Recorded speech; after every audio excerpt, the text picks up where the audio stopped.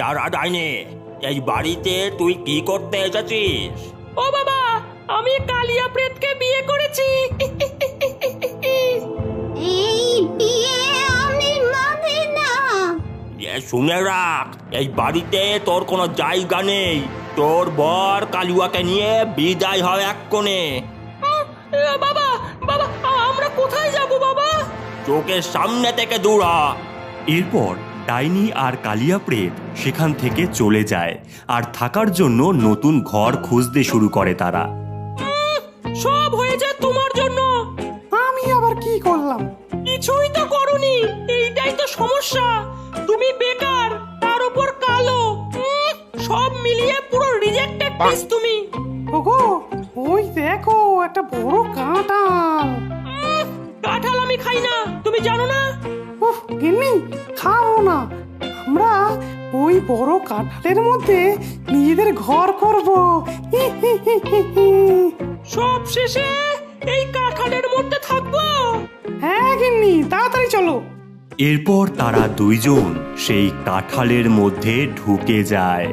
বাহ, এতদিনে একটা ভালো বুদ্ধি দিয়েছো তুমি। এর মধ্যে থেকে আমরা আমাদের সংসার বৃদ্ধি করব।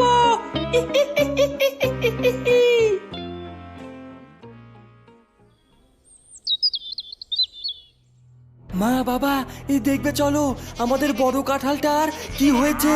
কোথায় দেখি? এ মা, এমন ফেটে গেল কেন? ইস, জামাইটের জন্য কাঁঠালটা রেখেছিলাম আর কি। তুমি সময় করে কাঁঠালটা কেটে দিও। ওরা জানেই না এর মধ্যে আমরা রয়েছি। গিন্নি, বড্ড খিদে পেয়েছে যে। আরে দাঁড়াও, রাতটা হতে দাও। গভীর রাত, ডাইনি আর কালিয়া প্রেত মিলে বাড়িতে থাকা গরু ছাগল সব পাজা করে নিয়ে আবার কাঁঠালের মধ্যে ঢুকে পড়ে। নাও, এবার যত খুশি খাও। বলছিলাম গিন্নি, ওই বাচ্চাটাকে তুলে আনলে কেমন হয়? হ্যাঁ, ওকে দিয়ে ঘরের কাজ করানো যাবে। তবে দেরি করছো কেন? যাও যাও। প্ল্যান অনুযায়ী ডাইনি হাবলুদের ঘরে ঢোকে আর ঘুমন্ত হাবলুকে পাজা ধরে নিয়ে কাঁঠালের মধ্যে প্রবেশ করে। পুচুং পুচুং পুচুং, গিলিগিলি চুপ। বাচ্চা তুই হয়ে যা আমার দাস। হুপ। আজ্ঞা দিন রানীমা। এই যা যা যা, আমার বরের গা হাত পা টিপে দে।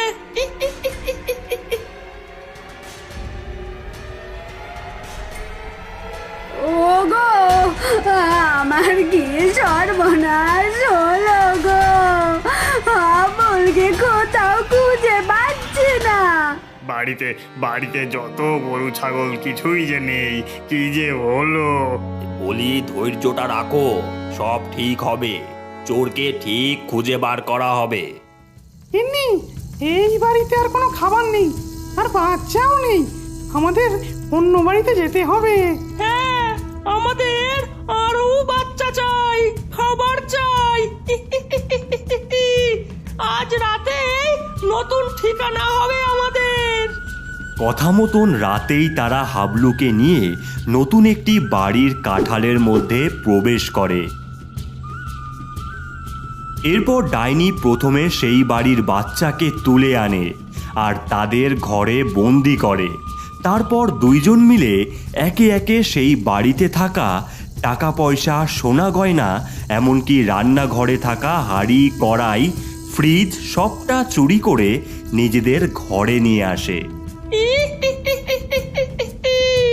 এইভাবে চলতে থাকলে কয়েকদিনের মধ্যেই আমরা অনেক অনেক বড় লোক হয়ে যাব।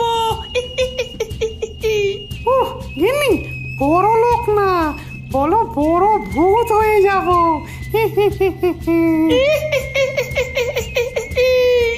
এমনভাবেই একের পর এক বাড়িতে থাকা কাঁঠালের মধ্যে তারা প্রবেশ করতে থাকে আর সেই বাড়ির বাচ্চাদের নিতে থাকে। শুধু নেয় না, অর্থের লোভে বিভিন্ন ভূতেদের কাছে বাচ্চাদের টাকার বিনিময়ে বিক্রি করতে থাকে। এমনভাবে বেশ কিছুদিন চলার পর মরণ মশাই, আমার বাচ্চাকে খুঁজে পাওয়া যাচ্ছে না, কিছু করুন। এই কয়েকদিনের মধ্যেই গ্রাম থেকে অনেক অনেক বাচ্চা হারিয়েছে। না না, শুধু বাচ্চা নয়, টাকা পয়সা, গরু ছাগল সব সব। তবে একটা ব্যাপার, প্রতিটা বাড়িতেই একটা মিল রয়েছে। এ কিসের মিল? কাঁঠাল গাছ। বাচ্চা চুরি হওয়া প্রতিটা বাড়িতেই একটা কাঁঠাল গাছ রয়েছে। আস্তে করে তোলো, শিখে গেলে দুঃখ আছে কপালে। এই তো, চলো মামুনি, ঘরে চলো। ইনি একটা রাজপ্রাসাদ বানাবো। এবার অনেক টাকা হয়েছে আমাদের, তোমার বাবার মুখে টাকা ছুঁড়ে মারবো। বাবাকে নিয়ে একদম বাজে কথা না।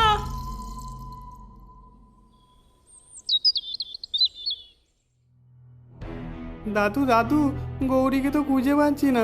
ও দাদু দাদু। বলি, এইবার কি আমার বাড়ির বাচ্চা নিল তাহলে? আমি জানি না দাদু, তুমি আমার দিদিকে খুঁজে বার করো, তুমি আমার দিদিকে খুঁজে বার করো। ওরে থাম থাম, চিন্তা করিস না, গৌরীকে আমি খুঁজে বার করবই। এই দেখ, এই ম্যাগনিফাইং গ্লাসে তাকালেই দেখতে পারবি গৌরী কোথায়। কই কই, দেখি দেখি দাদু, দেখি। ম্যাগনিফাইং গ্লাসে চোখ রাখতেই ভেসে ওঠে এক দৃশ্য। তারা দেখতে পায় ডাইনি আর কালিয়া প্রেত বশ করেছে গৌরীকে। আমরা যে কাঁঠালের ভেতরে আছি কেউ কোনোদিনও জানবে না। ওরে ডাইনি, তুই আমার বাড়ির মেয়েকে নিয়ে পার পাবি ভেবেছিস? দাদু, ওরা আমাদের এই কাঁঠালের মধ্যেই আছে। আমি এক্ষুনি কাঁঠালটা কেটে দিচ্ছি। হ্যাঁ হ্যাঁ, তাই কর। এরপর গোপাল একটা বটি নিয়ে আসে আর কাঁঠালটাকে কাটতে শুরু করে। এই নে ডাইনি, এই নে। ওরে ওরে, একি একি, এত বড় সাহস! দাঁড়া তবে, দাঁড়া দাঁড়া। গিলি গিলি ছু, আমার কাঁঠাল তোর কাঁটা বার কর। ডাইনি মন্ত্র পড়তেই কাঁঠালের গা দিয়ে কাঁটা বার হতে থাকে। দাদু, এই কাঁঠালটা কাটা যাবে না, অন্য কিছু ভাবতে হবে। এই গোপাল, এই তুই নিচে নেমে আয়, এই কাঁঠালকে আমরা জ্বালিয়ে দেব। এরপর গোপাল কাঁঠালের নিচে অনেকগুলো কাঠ রেখে জ্বালিয়ে দেয়। দাউ দাউ করে আগুন জ্বলতে থাকে। ও গিন্নি, সুন্দর গরম তাপ আসছে। অনেকদিন গরম খাবার খাইনি, খাবারগুলো গরম করে নাও তো। দিন দিনা দিন দিন, দিন দিনা দিন দিন, গরম গরম খাবার খেয়ে বুকটা করে উঠবে চিনচিন চিনচিন। এতেও হবে না রে গোপাল। বাবা, আমি শুনেছি গঙ্গার জল দিলে ভূতেরা নাকি পালায়। গোপাল, তুই গঙ্গার জল ঢাল। ঠিক আছে মা। এই নে ডাইনি, মর এবার। ওগো, এই বৃষ্টি পড়ছে দেখো। চলো চলো চলো, একসাথে স্নান করি। হ্যাঁ গিন্নি, ওহে ওহে, নাচো রে নাচো রে, মরার পরেই প্রথম স্নান। নাচো নাচো নাচো নাচো। কিছুতেই কিছু হবে না। এই গোপাল, এ আমার মাথায় একটা বুদ্ধি আছে, বুঝলি? এখন চল। রাত হয়েছে। ডাইনি গোপালকে নিয়ে কাঁঠালের ভেতরে ঢুকেছে। ছোকরা, অনেক খেল দেখিয়েছিস, এবার আমার বসে আয়। এই নে। কিচ্ছু হবে না, এটা আমার দাদুর চাল। এই দেখ লকেট, আর এই দেখ বোতল। কি এটা? বুপাস বুপাস ভুস, ভূতের দল চলে আয় এই বোতলে। এরপর সেই বোতলের শক্তি ভূতেদের টানতে থাকে। আমার টানছো কেন? না না না। গোপাল সেই বোতল আর গৌরী ও কিছু বাচ্চাকে নিয়ে সেই কাঁঠাল থেকে বাইরে বের হয়। তারপর গোপাল আর গৌরী দাদুর সাথে বটগাছ তলায় যায়। সেখানে উপস্থিত হয়েছে সমস্ত গ্রামবাসী। বাবা, তুই ফিরে এসেছিস? জয় জয় গোপালের গোপালের জয়, জয়, জয় গোপালের জয়। জয়। শোনো গ্রামবাসী, এই ভূতেদেরকে তোমরা কি করতে চাও? আগুনে পুড়িয়ে মারো, আগুনে পুড়িয়ে মারো। এরপর সেই বোতলের গায়ে আগুন লাগতেই কিছুক্ষণ পর বোতল ফেটে যায় আর ডাইনি বেরিয়ে পালিয়ে যায় আর বলে, আমি আবার ঘর করব, আবার। কল্যাণী নামে এক গ্রামে পার্বতী, তার স্বামী সুজন ও শাশুড়ি মালতী মিলে একসাথে থাকত। বাড়ি ভর্তি গরু, ছাগল, গোলা ভর্তি ধান থাকায় অর্থের কোনো অভাবই ছিল না। বিয়ের পরপর সব কিছু ভালো গেলেও বছর ঘুরতেই বাচ্চা না হওয়ার জন্য বাড়ির পরিস্থিতি বদলে যায়। বলি এই বাঁচা মেয়ে ছেলেই জুটলো শেষ পর্যন্ত কপালে। কি যে পাপ করেছিলাম কি জানি। দোহাই মা, আপনারা অমন করে বলবেন না মা, কষ্ট হয় আমার। তোর কষ্টের কথায় আগুন, নচ্ছাট ছেলে মেয়ে। দূর হ, দূর হ আমার চোখের সামনে থেকে, দূর হ। এই কথা শুনে কাঁদতে কাঁদতে পার্বতী ঘরে গিয়ে বিছানায় বসে চোখের জল ফেলতে থাকে। জানো কাজে বেরাবো, সেই নাকা কান্না তোমার। উফ, দিনটাই খারাপ যাবে আমার। মা, নিজে একজন মা হয়ে অন্য সন্তানকে এমন বলতে পারলো? বাজাকে বাজা বলবো না তো কি বলবো? হ্যাঁ, এই বলি মরতে পারো না তুমি? এই কথা বলে সুজন কাজের জন্য বেরিয়ে যায়। সুজন বেরোতেই পার্বতী কাঁদতে কাঁদতে গ্রামের কালী মন্দিরের কাছে যায় আর বলে, মা, আমি কি পাপ করেছি যে তুমি আমার কোলে তোমার সন্তানকে রাখতে পারছো না? আমি কি এতটাই নীচ? আমার মরণ ছাড়া আর গতি নেই মা। তিলে তিলে আমার সংসারটা নষ্ট হয়ে পড়েছে মা। আমায় মুক্তি দাও, মুক্তি দাও মা। মন্দির থেকে ফেরার পথে গ্রামের একটি মহিলা বলে, শুনেছি স্বামী তো নেই না? নেবে কি গো, বাঁচা তো। এই গ্রাম থেকে ঝাঁটা মেরে ভাগাতে হয় এদের। বাড়ি ফিরতে সন্ধ্যা হওয়ায় বাড়িতে পা দিতেই শাশুড়ি বলে, বলি ছিলে কই সারাদিন? একটু মন্দিরে গিয়েছিলাম। না, মন্দিরে তো তুমি যাবে না। সারা বাড়ির কাজ ফেলে পাড়াটোলে বেড়াচ্ছিস? দাঁড়া দাঁড়া। এরপর মালতী তার বৌমার চুলের মুঠি টেনে লাঠি দিয়ে মারতে থাকে। আর এমন সময় সুজন এসে দেখে আর বলে, এ কি মা, ওকে মারছো কেন? মারবো না তো কি, ভাত গেলাবো? বাজা মেয়ে ছেলে, তোর বউ সারাদিন পাড়াটোলে এখন ফিরলো। এই কথা শুনে সুজনও রেগে যায় আর পার্বতীকে সেও মারতে থাকে। আমায় মেরো না, আমি সত্যি বলছি। আমি সত্যি বলছি, আমি মন্দিরে গিয়েছিলাম।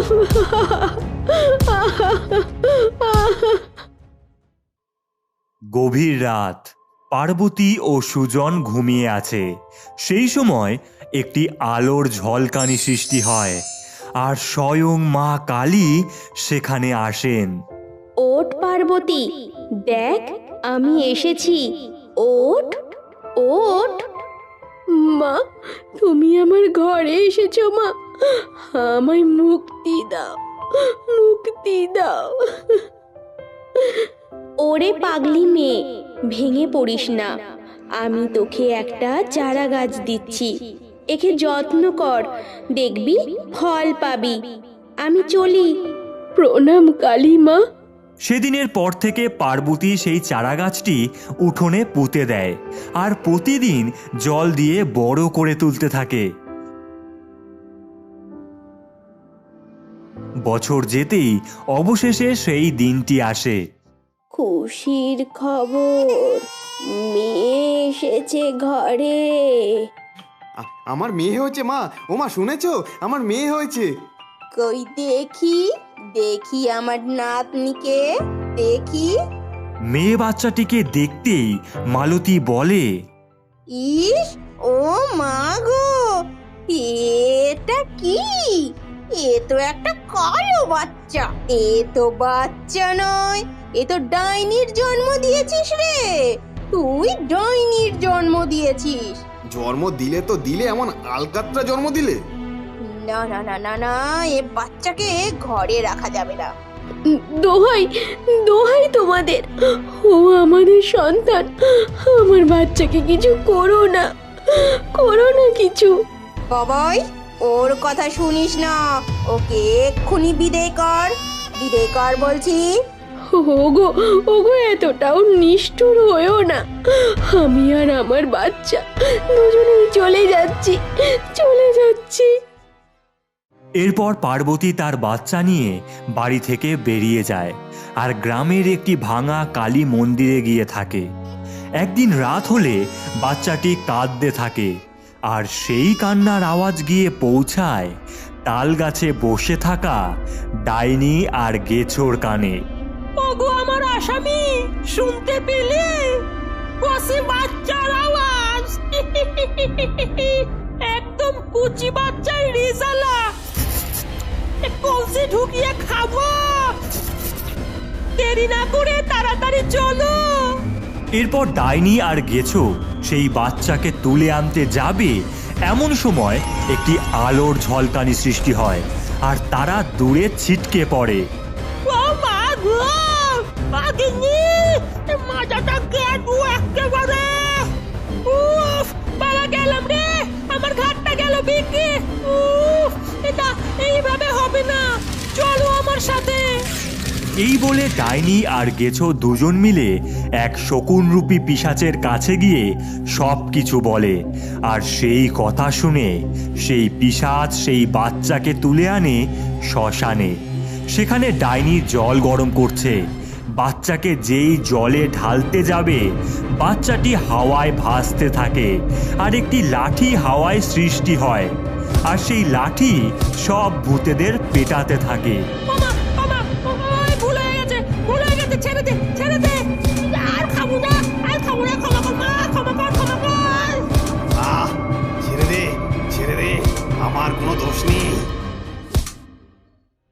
এমনই আরেকদিন পার্বতী তার বাচ্চাকে নিয়ে মন্দিরে ঘুমিয়ে থাকলে সুজন আর মালতী চুপি চুপি এসে সেই বাচ্চা নিয়ে বাঁশবাগানের মাঝে যায়। বাবাই, এই মেয়েকে পুঁতে দে। হ্যাঁ মা, এই মেয়েই হচ্ছে যত নষ্টের গোড়া। যেই পুঁততে যাবে অমনি বাচ্চাটি হাওয়ায় ভেসে ওঠে, আর সেই মুহূর্তে সেখানে নানান বড় বড় পাখি এসে সুজন ও মালতীকে ঠোকরাতে থাকে। ওরে ছাড় রে বাবাই, পালা আগে, পালা। ওরে বাপরে বাপ, পালাও মা, পালাও। এরপর বাচ্চাটি উড়ে গিয়ে আবার তার মায়ের পাশে শুয়ে পড়ে। বাবাই, বলেছিলাম না ওই মেয়ের ডাইনি। এইভাবে হবে না, চল বুড়ি তান্ত্রিকের কাছে চল। এরপর সুজন আর তার মা তান্ত্রিকের কাছে গিয়ে সমস্ত কিছু বলে, আর সেই সময় তান্ত্রিক মন্ত্র পড়া শুরু করে। ওম হ্রিম চামুণ্ডায় নমঃ। তান্ত্রিক মন্ত্র পড়তেই সেখানে কিছু কঙ্কালের দলের আবির্ভাব হয়। যা, মেয়ে দুটোকে তুলে আন। কথা মতন কঙ্কালের দল মা আর মেয়েকে মন্দির থেকে তুলে আনে। ছেড়ে দাও আমার বাচ্চাকে, আমরা কি ক্ষতি করেছি তোমাদের? ছেড়ে দাও। কালো বাচ্চা জন্ম দিয়েছিস রে তুই, তাও আবার মেয়ে, এইটাই তো পাপ। অত কথায় কাজ কি, দুটোকেই শেষ করো। হ্যাঁ, শেষ করো। এরপর হঠাৎই চারিদিক কাঁপতে থাকে। ওপর থেকে নিচে নামেন স্বয়ং মা কালী আর বলেন, তাই নাকি রে, দুটোকেই শেষ করবি? মা, এ কি স্বয়ং মা এসেছেন যে? প্রণাম মা। খবরদার, তোরা মা বলে ডাকবি না, পাষণ্ড, কালো বর্ণের প্রতি এত ঘৃণা তোদের? আমার সন্তানকে ডাইনি বলিস তুই? দিন আর রাত্রি একত্রিত হয়ে একদিন সম্পন্ন হয়। ঠিক তেমনই সুন্দর কথার অর্থ হলো ফর্সা এবং কালো উভয়। এরপর সুজন, মালতী, তান্ত্রিক হাওয়ায় ভেসে ওপরে উঠতে থাকে। মা, আমাদের শেষবারের মতো ক্ষমা করে দিন। ভুল হয়ে গেছে মা, ক্ষমা করে দিন। মা, আমরা আমাদের ভুল বুঝতে পেরেছি। না, এই ভুলের কোনো ক্ষমা নেই। মা, আমি ওদের হয়ে আপনার কাছে ক্ষমা চাইছি।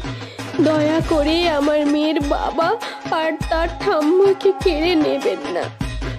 আচ্ছা বেশ, তবে তাই হোক। যা, মুক্তি দিলাম তোদের। প্রণাম মা। মা, এরপর থেকে সুজন, মালতী ও পার্বতী তার মেয়েকে নিয়ে একসাথে থাকতে শুরু করে। আর মালতী বাচ্চাটির নাম দেয় কোনা। মা, তোমার নামটা বলো।